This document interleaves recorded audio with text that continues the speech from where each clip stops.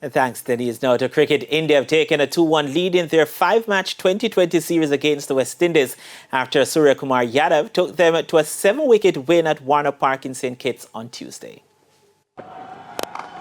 Barbadian Kyle Mears put on a show for those in attendance at Warner Park on Tuesday. Mears, along with Brandon King, posted 57 runs for the first wicket, with the Jamaican, like those in the stands, being a spectator to Mears' power and aggression. King scored the odd boundary before he was dismissed for 20.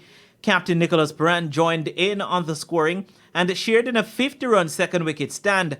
From there, the Windies lost 2 quick wickets as Purran was dismissed for 22. Mears, who held the Windies' innings together, was the next man out for a top score of 73 from 50 balls, in an innings consisting of 8 fours and 4 sixes. By then, the Windies were 128 for 3 after 16.2 overs. They added another 30 of the last 22 balls, with Jamaican Rothman Powell getting 23 from 14 balls, while Shimron Hetmeyer got 20 from 12 deliveries. The Windies eventually posted 164 for 5 as Bhuvaneshwar Kumar was a pick of the Indian bowlers with 2 for 35.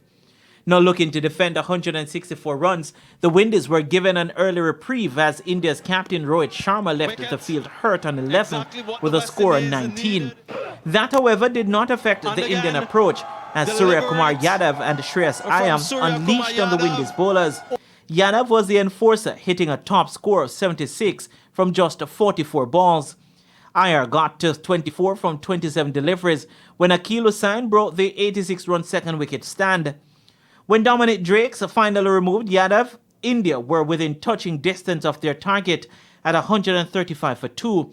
Rishabh Pant, 33, also had his say in the chase, with India achieving victory at 165 for 3. The teams will now travel to Florida for the final 2 T20s on August 6 and 7.